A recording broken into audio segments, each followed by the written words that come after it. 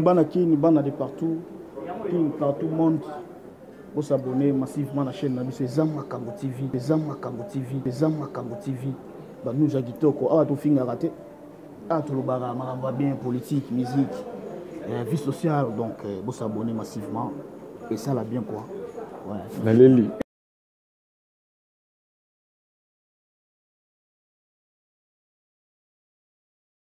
En tout cas, Soginzamba Zaki Moutou. Mais les chaînes, elles ont été les gens. Vraiment. Donc, commentaire, en tout cas, soyez au pays, ça passe ici, Bolimbisa. Soyez au pays, ça joue à Bolimbisa. Donc, on a vu que Sokinzamba Zalaki Moutou. Mais la ligne a été la chaîne. Donc, on a lobby. Donc, tant dans le lobby, bon, on comprendre déjà. Grandeur, il y a chaîne. Donc, ah oui, bonjour très chers amis internautes, je crois que vous êtes nombreux afin de nous suivre bien. C'est toujours votre humble serviteur Merveille Kwedituka, maestro de la presse congolaise, Baxela Ngai Contrôle, avec votre chaîne Eza Makambo TV. Avant tout, je vous demanderai de s'abonner massivement pour ne pas rater l'une de nos émissions. Quand je dis cela, je vois déjà mon boss André Ngambou depuis Londres. Pourquoi pas Madame Chouchou Ngambou Balobit Bakalate et Zamakambo TV na TNT. Donc na TNT Banakin Binope Boza déjà il y a Kosepe là. Quant à moi, je suis très heureux de vous présenter cette émission car je ne suis pas seul. Je suis avec celui qu'on appelle le grand caméraman Isaac Zola. C'est lui qui assure cette image Isaac Zola, le caméraman le plus célèbre. C'est lui qui avait filmé le film de Jésus-Christ. Dans mon plateau, je vais recevoir pour vous celle qu'on appelle Mi d'amour. Elle n'est pas du nouvelle de notre chaîne Eza Makambo TV. Elle a l'habitude de passer dans notre émission Noir et Blanc. Émission Noir et Blanc. Une meilleure émission dans notre chaîne Eza Makambo TV. Ceux qui t'aiment s'abonner à chaque temps autre diffuser notre émission. Beaucoup de sangaï. Raison là, je vois déjà le vieux Eric Le Destin, balobi prêtre Azamon qu'on a makala le vieux Eric Le Destin. Babik salutation, non, pourquoi pas. Balobi Patricia Mobal les bateliers, Patricia Mobal le batelier. Abinanga contrat on a payé ça yo combien habité. Ngala kokyo parce que nous avons raté likelele et nous avons raté nzokolikola likelele. Yomoko oyebi alobi ah quelle bonne réponse c'est que Patricia Mobal le pas aux alliés au comprendre déjà j'ai un Dani Mobal pourquoi pas Abedachou Nayami lelo Mi d'amour na plateau na ngai na Mi d'amour babi moto danger azala quitter aye mais bon découvrir ensemble na kati émission na bino pour la na seki avant na sa caméraman afongo la biso na plan d'ensemble pour to bimanga na Mi d'amour na kati TV na bino to na ba téléphone pourquoi pas na ba ordinateur na bino non présenter bino Mi d'amour afin bonjour Mi d'amour. Bonjour maestro. Ce qu'on a kuna bani musana kate yo wenda na kuna bani te yemanda oseka na oseka makambo ya mystique Mi d'amour la bani sou bonjour. Bonjour maestro Kala. Nani mna lobakala parce que on nada après ça lobakala. Vous après ça lobakala. Mi d'amour Kala. Kala fort. Kala makasi nazaki un peu en déplacement. Ça va avant de la émission na biso moi makambo changer na Eza Makambo TV. Moi strictement boy côté moi makambo boy pene côté dans ce qui photo que le lien entend dans le babuda Isaac Zola comprendre le wango ezani. Mi d'amour. Et la première rubrique, il y a émission na biso si c'est à refaire. Balobi kena to bandela mokili to bandela makambo nyoso à zéro. Mi d'amour au sala soussunene. Soki babi to bandela mokili nyoso to à zéro. Voilà. Si c'est à refaire pendant que non tout est bandela mi à zéro. Na mokili. Na nyoso. Na nyoso. Mi d'amour à kosala nini. Non ça la musique non bandela musique comme il faut. Oh bandela musique. Ouais, comme il faut. C'est bon, Mi d'amour a banni la musique. Alors, Mi d'amour, moi, un peu, il y a absence. Na marambutu, na télé, na média, na répétition, na marambutu, tout, Mi d'amour, et ça n'est. Bon, Mi d'amour, absence naie et dérangé, bafan nangate, dérangé binoté, pour naïbi ke bolinganga mingi, surtout na Eza Makambo TV. Donc, fidélité wana bopé sanga wana, donc on a sepé la nango fort. Donc, absence nanga, Eza que moi, congé mon koboé, nazwaki, nandenka travail, quand n'ezalaka, na koti moi maki, na koti moi maki, nandenge mon robot. Mi d'amour à côté moi maki na ndenge mobo. Faut na poussa né. Pour comprendre nga makambo minen. Mi d'amour. Total na TV na bandi ki ba mélomane na pe ba télé na TV tout monde qui na ba info nga personnellement avant na comme na zala informer na yango nga moko na moni yango na kati ya ba bipo parce que nous biso toza après toza malgré chroniqueur donc tout le cas ba information total la ba information na net partout par-ci par là du coup ezala ki na net boné comme na photo moko boyé ya mi d'amour na bi oh mi d'amour natala ce qu'on na photo na journal natala na journal boyé mi d'amour Koulounaise. C'est pourquoi on a séqué déjà des bandelia. Il y a une émission Mi d'amour Koulounaise à Koulouné ministre il y a ce qui il y a jeunesse, ce qui il y a culture, ce qui y a nini wana. Mi d'amour Koulounaise. C'est vrai ou c'est faux? Mais je crois que c'est vrai parce que média déjà il qui ça qui en par-ci par-là Naba magazine. Mi d'amour c'est quoi?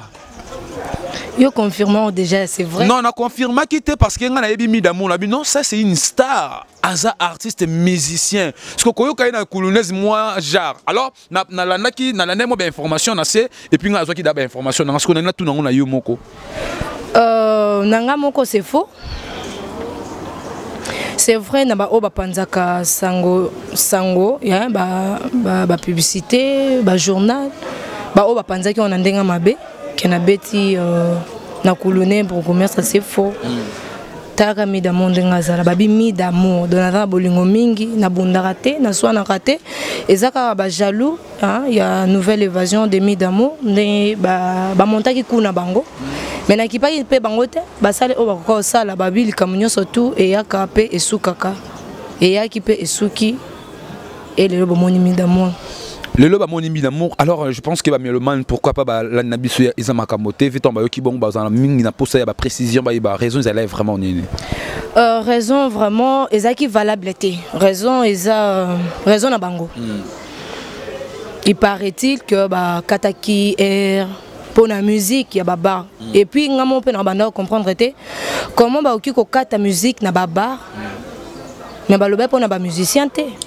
Balobi pour na musicien te ba préciser en gote babika ka makelele na ba bar et katadeur eza makelele ozo beta na radio ezo sa makelele na ba bafle mais zaki te que ceux qui un musicien ou musicienne azo répéter ba ko kata parce que biso ba mususu ba lire na ba bureau net ba ministre ba vient na ba ministre na ba bourgmestre ba lire na ba bureau biso to lire na musique donc kaka ozuma poste boy wando katela batu pe bana batu bazoluka bambongo po balesa bana na bango balesa famille na bango nazaki surpris na podium ba agent ya la police ba koti est-ce qu'on a répétaka ba bando kata ba bafle et comment ki wana raison na ngona yebaki te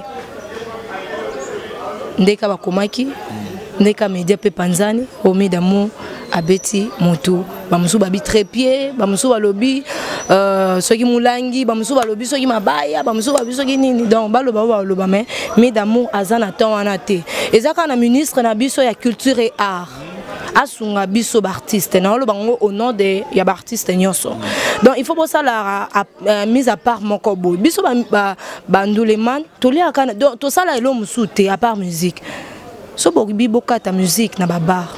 Bon préciser na baba et non biso na répétition en coulisses to ko changote baba flebeta so ndeni répétition en coulisses ezaka bozana na carte boni mais na comprendre te gens on ndenge kendaki donc talaka batu bazan ba pouvoir biso zan ba pouvoir te donc nazaki vraiment déçu na ba konzi na biso ya mboka ndenge bazo traiter biso bongo naza vraiment déçu na ebité ba obundela banani to ebité. Oyebité, est-ce que justice est là qui est juste parce que yo commet na prison? Est-ce que justice est là qui est juste parce que ezala qui est na place non ya musala o yo sala musala et puis acte wana leki. Et par après to ka non mi d'amour a arrêté quelque part. Est-ce que justice est là qui est juste? Justice bon, justice à Congo hein. Pour na bango bato bazan pouvoir, ba le c'est juste. Mais pour na biso peut-être bato to banga nzambe. C'était pas juste. Parce que va condamner, voire même ma mère, va condamner biso na musicien na moko, kota za na pesi mbote, satellite. Donc justice na biso pena et ça biso bien té. Et ça biso bien té. bon bada bakonzi toza na choix. Alors très chers amis internautes, je vous signale que je suis avec Mi Damour, l'un des artistes de notre pays, hein. S'il faut dire, elle fait son travail comme il faut. C'est avec elle que nous réalisons cette émission. Alors Mi Damour, est-ce que tu te sens en sécurité toi aux années insécurité via Moussala Nayo? Via Moussala Nanga. Bon, moi je suis naza bien, na habité banguna, baokane nanga, so bazalaka, to bazalaka, na mena mona ki naza banguna pe donc babi mango eteli, il faut ba bango libanga, ne baba maika Mi Damour, donc naza mutamutuya, na moni ki naza mutamutuya na kati ya RDC. Nakati ya RDC. Alors tu cité déjà sujet oyo au continuer musique je crois. Ouais, nous continuer en coulisses les temps de moi na luka place pour la répétition en public. Donc on les maté pour na ba vieux na biso ba mère na biso ba fan na biso ba yoka la bonne musique. Donc Mi Damour a ça la bonne musique. La bonne musique c'est que tu continues ce que musique Naomi Damour. Bien trop chers amis internautes, je vous signale que je suis avec Mi Damour dans notre plateau de noir et blanc. Hein? Je vous signale qu'elle est une artiste, musicien de notre pays, celle qui fait vraiment son travail comme il faut. Alors Mi Damour, déjà qu'on voit qu'un album dans le marché, ce que vous rappelez sous titre Ezaki Mindondo. Mindondo bien. Mindondo tu vois sortie officielle dans ce monde qui et puis bah image toujours na Eza Makambo TV.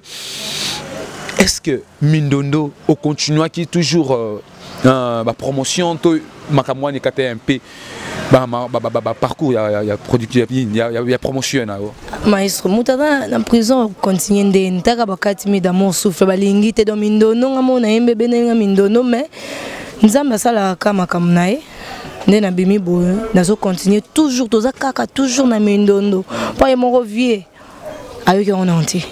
Et mon vie avec on est mais yoka déjà na salaire déjà sous appel et pas vieux ah na salaire déjà appel et pas vieux a opé sanga ton wana pona yoka ndem oyo na proposer qui est oyo na yembela qui est pona osa la fierté il y a musique na yazo sala et il faut pas quoi encourager artiste oiseau ça malam donc c'est un peu ça. Alors au coup rappeler na mélomane déjà na moni otamoli pe complet ozana misapina zawana ce qui a causé le moi j'ai moi fait que opé ça sous moi j'ai ka ya vie wana donc c'est qui et ça la bien na mélomane hein talaka o immortaliser qui mutama longa pena ya mboka ou asimpe musique ya Congo.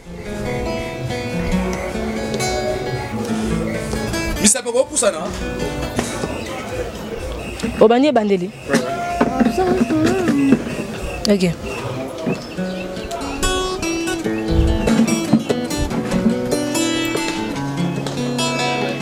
Absence na yo Mindondo fali dika présence na yo nde esengwa libela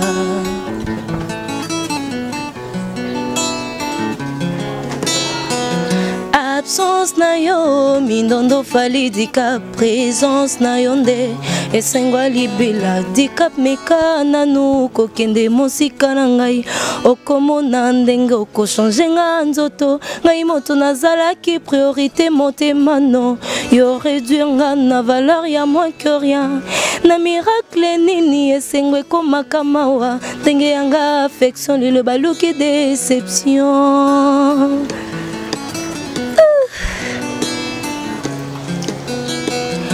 Yosa tellement spécial yango na signé Mindondo complicité ba membre nzoto nga na yo tokola nango yo benga kanga chouchou na benga kayo bornanga nazana chouate yango nazokufela yo bébé. Vraiment très chers amis internet, je crois que cette partie de la chanson a fait plaisir à lui-même Fally Dicap la merveille El Marabiocho Mobutu les dictateurs aboya kabala lokumna baninga vraiment. Et Mi Damour, mais est-ce que au sein qui promotion un Nzembo comme il faut? Il y a une promotion Jijandeni. Pas vraiment, na ça vraiment donc na zo qui t'en até. Tara mutabimisi 2 semaines après bayo kanga Mi Damour. 2 semaines après bayo kanga Mi Damour. Maintenant ni oye bomba mina sima ya même ya Nzembo yo. Banzembo zebelé hein. Banzembo zebelé. Loko la banzembo loko la ba nzembo ya Jeff Jadi le tete zali vient nga na pesi ba salutation kota zali na yembeli ba Jano Bamba na yembeli Alain Riengo l'homme intègre et puis na ba générique Alors, est-ce que la stratégie, il y a structure, il y a orchestre. Vous êtes sûr que la stratégie, il y a comment structure la musique est normal? Il faut notifier quelque part. Bon, il faut toujours qu'on revoie pour nous la position bien. Il faut toujours qu'on soit idée et puis comment fonctionner. Donc pour le moment, on a ça de quoi dans un mois 6 mois. Vu que tant haut na salaki la côté nazalaki est bloqué un peu et ce qu'il faut na lukasu ba stratégie ni et ça là que mon promotion il y a Mindondo et Tambola Malam. Moi promotion à Mindondo et Tambola Malam. Est-ce que Midamour oyebi que oza déjà na ya motu ya oza na ngwana déjà d'abord ko oza déjà na orchestre wana ya ba o bazana banda ko peut-être ba luka ba opportunité au mais dis-moi oza na yango oyebi que faut que musique normalement parce que tu fais ton travail bien. Si il faut que musique pourquoi pas. Vraiment faut que musique. Alors, est-ce que soutien na yo koki, soutien koki to quelque part peut-être faut tout mususu ba kotal sumarambo. Bon soutien na la soutien rouge. Soutien il y a noir nazozanga, il y a violet, il y a pembe. Donc soutien vraiment eza ya makasité. Bato pena balinga la bonne musique o balinga pe ko produire ba jeune talent. Mais d'amour azawa na production te producteur te. Tozana ba vie na biso ba cha biso net vie na nga Alain Riongo l'homme intègre balobi aswa na mbongo kasi mbongo ka ndelanda kai mbongo ka ndelanda kai. Alors Midamo ne va jour à venir tozila susunini o ya motuya to monaka Midamo dans le lingue ya malembe to mona to zelo pena ke non lobo pesa biso be espoir lo kwa ba Tatiana Croix le ko la ba d'ailleurs la musique au barrière ça là to rappeler ça dans polémique te ils étaient au yozo ça là to zelani nani Midamour. Ah maestro nga pena nalinga koloba côté wana nalinga terroir congolaise nalinga terroir na biso musique congolaise c'est bien oyo bande ko na biso ba osala c'est bien bon mais terroir na biso ezap tozo landande lo na bango c'est pas naturel. Ngana za naturel netokolo bambisi na nkona imbiongo na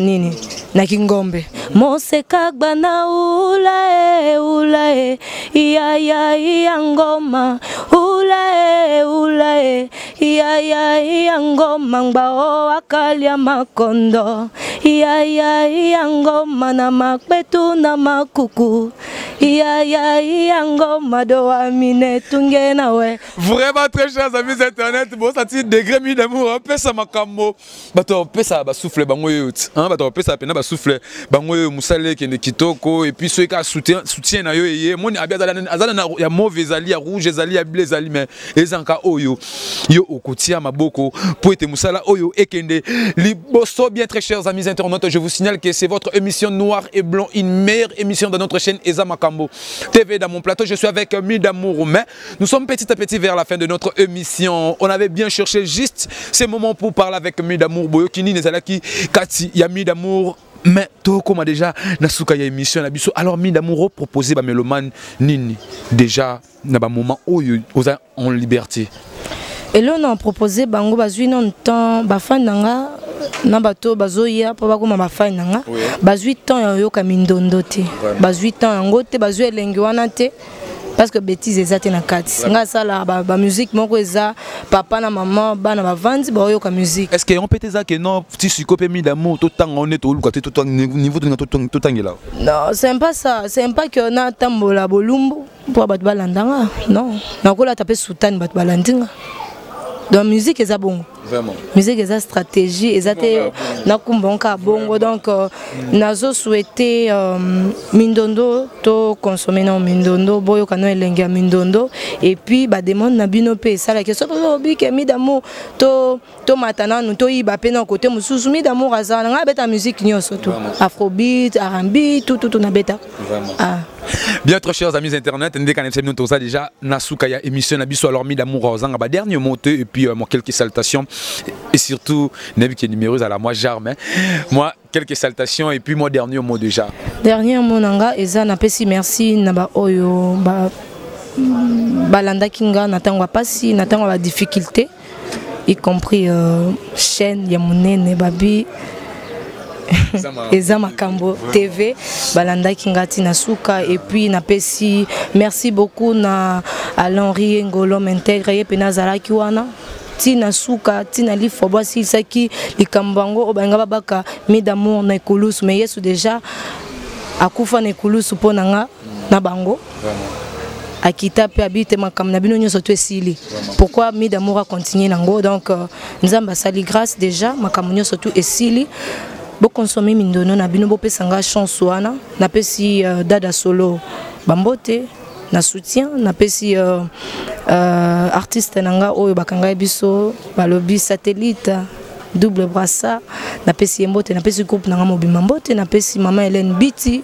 oyo azalaki nanga elongo mama Batu mama Moboto bakangie pour rien pour la musique moi nae et ça les loro tenzambe moko ayebi na pesi famille mobimba minasali mbote famille ngombote tuizan balobi l'homme tatouage mbote na pesi to katisi babi Hortense qui tomene na kati à Londres na pesi mbote balobi international Cyril Manzangu na pesi mbote na batunyo surtout bazo landanga Jano Bamba balobi 3 fois boss na pesi mbote et Sikazali. Merci beaucoup. Vraiment, très chers amis internautes, nous sommes déjà à la fin de notre émission Noir et Blanc qui était présentée par moi, votre humble serviteur, Merveille Kwedituka, maestro de la presse congolaise. Je ne peux pas mettre fin dans cette émission sans avoir remercié mon boss André Ngambou depuis Londres, pourquoi pas madame Chouchou Ngambou, Tantine Mati, Bassaltation, Nayo et sans oublier en Divine Ngombo, Bassaltation Nayo et pourquoi pas Monsieur Janely Kabeya,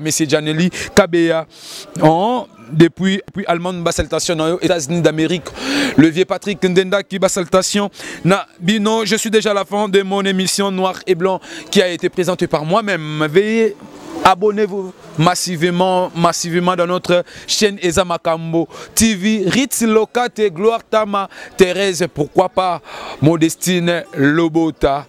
Abonnez-vous massivement. Big up!